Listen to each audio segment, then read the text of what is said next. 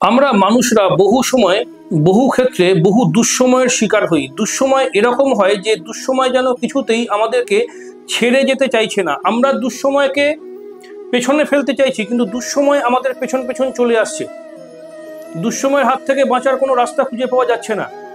যদি কোনো ব্যক্তির হাতে এক্সেসিভ দুঃসময় চলছে, সেই রকম কোনো মুহূর্তে যদি বৃহস্পতির ক্ষেত্রে যদি কোনো বক্স চিহ্ন অর্থাৎ চতুর্ভুজ চিহ্ন বা ত্রিভুজ চিহ্ন তৈরি হয়, তাহলে নিশ্চিতভাবে জানবেন সেই ব্যক্তি দুঃসময়ের হাত থেকে বাঁচবে।